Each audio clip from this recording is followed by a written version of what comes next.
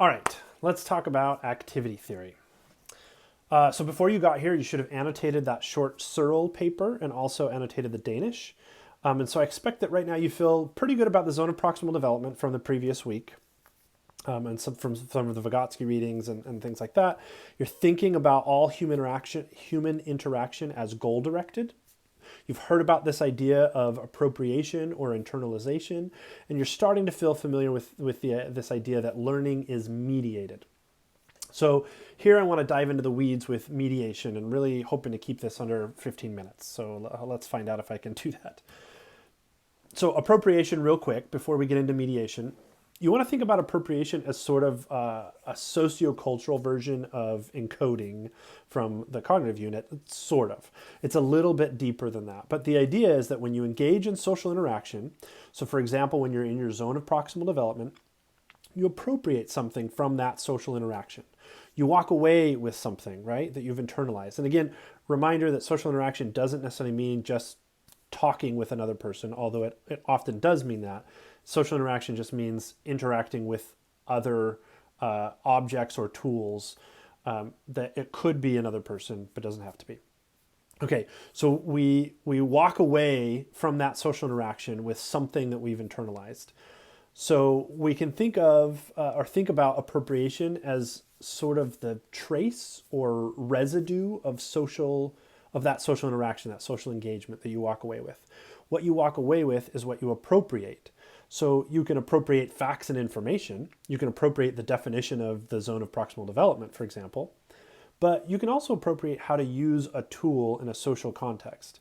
So, for example, through interaction with somebody else, you might appropriate how to really use a literal tool like acrylic paint.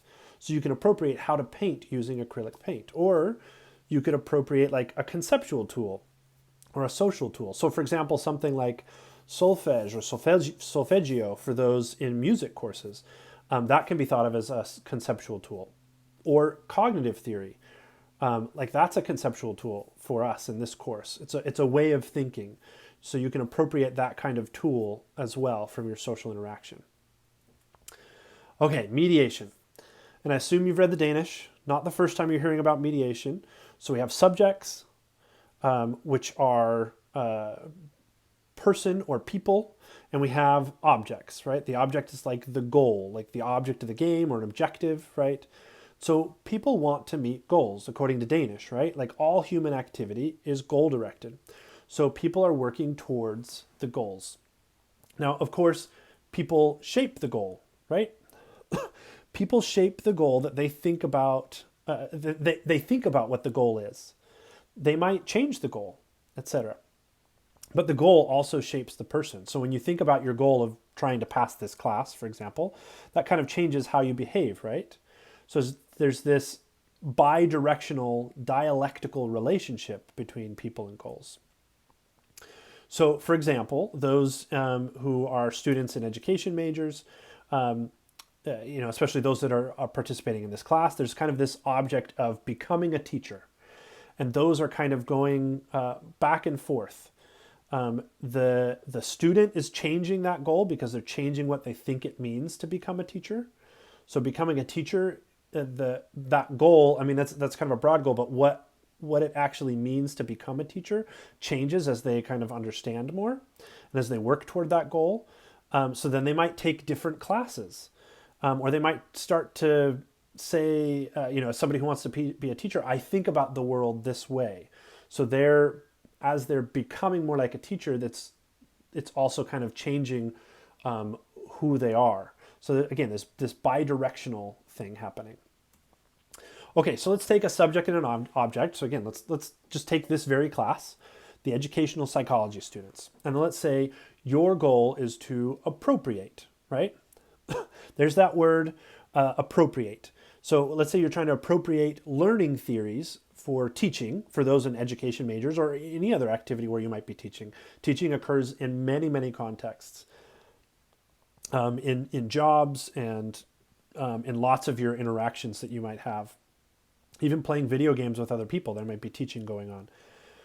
Okay, so figuring out how to use the theories and what they mean for your future teaching practices, as well as appropriate these theories for your own learning, figuring out how or what these theories mean for you in your own learning processes.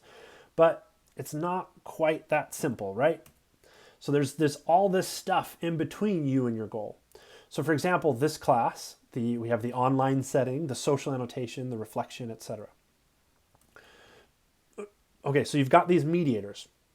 I'm going to call them mediators. Mediators are those things that stand between a person and their goal.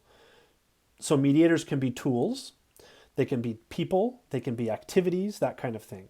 Okay, so I want to focus on some really important ways that the mediator shapes the person and the goal.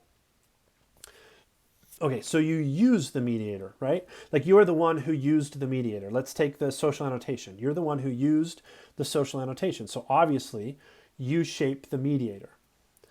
But the mediator also shapes how you behave. So for example, you can reply to other people's annotations because the annotation system lets you do that. And so you behave in that way. You do take that action. But you wouldn't take that action if we were using a different tool for annotation that didn't let you do that, right? So the mediator shapes how you engage because of what it allows you to do or what it doesn't allow you to do. So you have this nice kind of bi-directional relationship between you and the mediator. Now, the goal also shapes how you engage with the mediator, right? The goal shapes how you engage with the mediator. So you make your annotations because of your goal of trying to become a better teacher or a better learner. So your annotations have that goal in mind. You're not annotating about random things. You're annotating with that goal of understanding the theory in mind, right? But the mediator also shapes how you understand the goal. Now that you know that you're engaging in social annotation towards this goal of appropriating learning theories for teaching contexts or learning contexts, that's going to change how you understand your goals. So for example, your goal could shift to be collaborate to appropriate learning theories in teaching contexts. Your goal could shift to be just annotate enough to complete the reflection. Just do annotations. So now your goal is kind of constrained from understand the theory to do the annotation.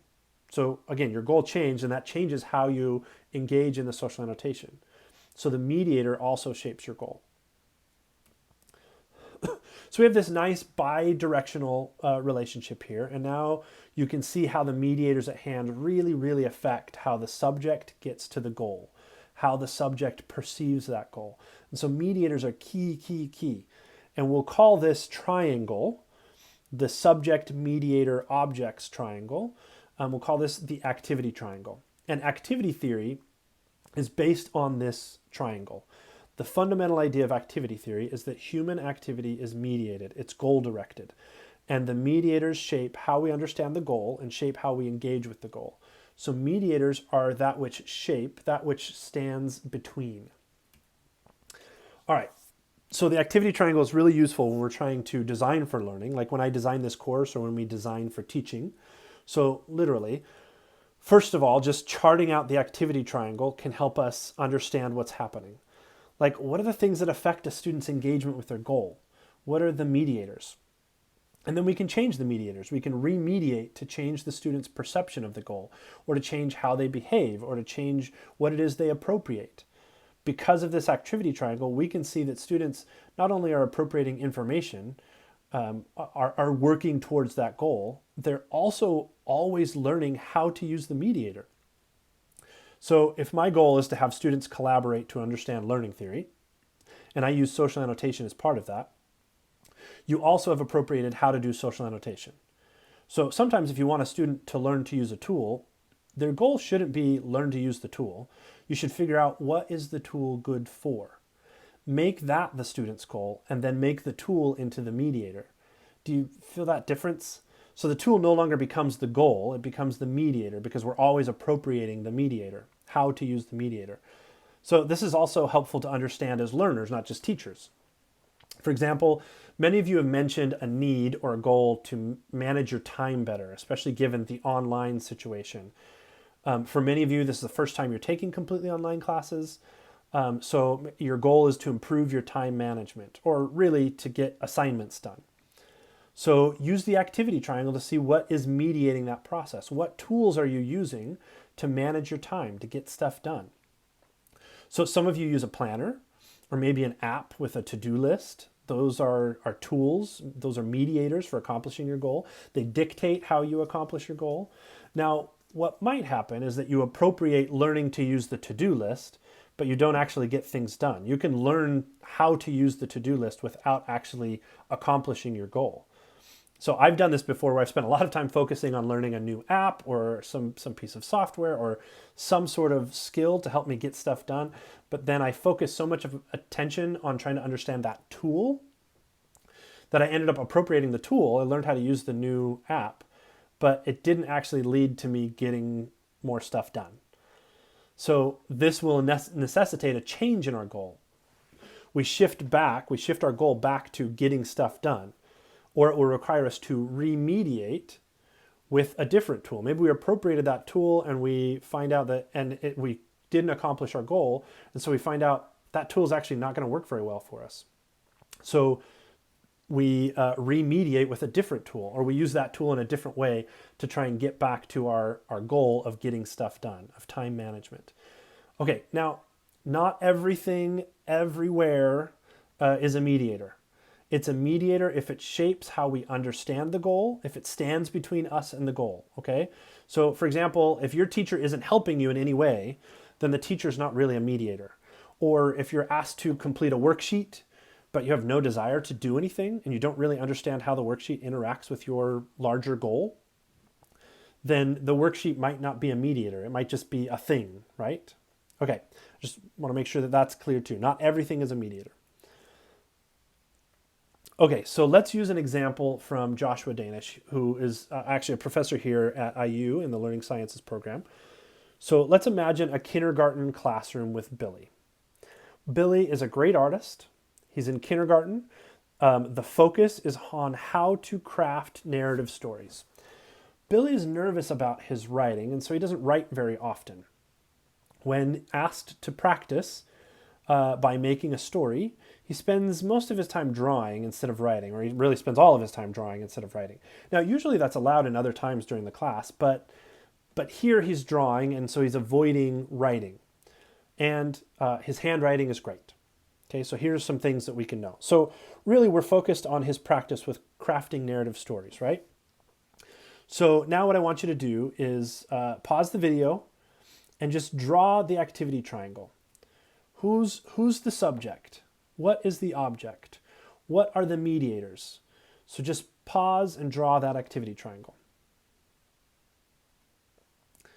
Okay, remember you have to actually pause and do it for this to actually be worthwhile. It won't take you very long.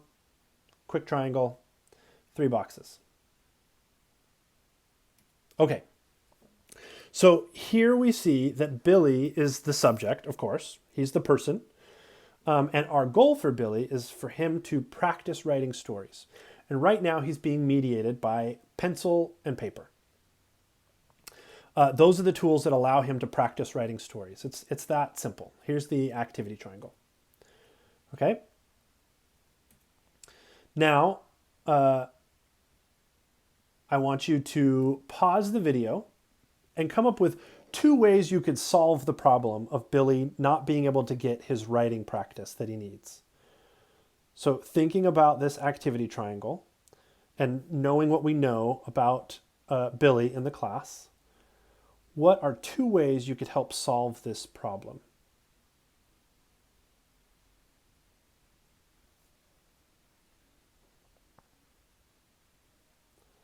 All right, so there's a whole lot of cool different stuff that you could do. And we're going to talk about some of the things that were done. And again, this is a real life example from a classroom that Joshua was working in. So you could remediate Billy's activity. And what they did is they had Billy type his stories. And that was something they were able to do to get him to practice crafting those stories, right? And because they weren't worried about his handwriting, he already had good handwriting, they could allow him to type the story. And the typing stopped him from drawing. He got that much needed practice. He because he had pencil and paper, he was able to kind of draw. Something was available to him that wasn't available before. Okay, so we could also imagine something similar by asking Billy to verbalize his story. If what we're interested in is how he crafts narrative, we could also use a comic strip format to ask Billy to add captions to his drawings. That would still allow him to do his drawings, but we could still get him to practice the crafting of the stories. And those are ways that we could remediate. And I want to highlight that the goal actually changes. So we moved from practicing writing the story. We didn't necessarily need him to write because his handwriting was great. What we really were trying to get at was we wanted him to practice crafting stories. That's why it was important that his handwriting is great. If instead we understood our goal as we need to get practice, like physically writing, because his handwriting is not very good, then these wouldn't necessarily be good remediators, right? Like typing and oral telling would not get us toward that goal. So the activity triangle actually really helps us here. Okay, in summary, as we're wrapping up here, we've talked about the zone of proximal development, mediation, appropriation, the activity triangle. In the next unit, we're going to introduce you to a kind of a slightly different version of sociocultural theory called situated cognition. Now, I know this unit is challenging. I know that it's kind of moving fast. There's a lot of new information. If you have questions at any time, please use the annotations. It's a great place to ask questions. Or your reflections, ask questions in the reflections, or of course you can always email me or set up a meeting with me to let me know what questions you have. So thanks for bearing with me in this unit, and cool, that's activity theory.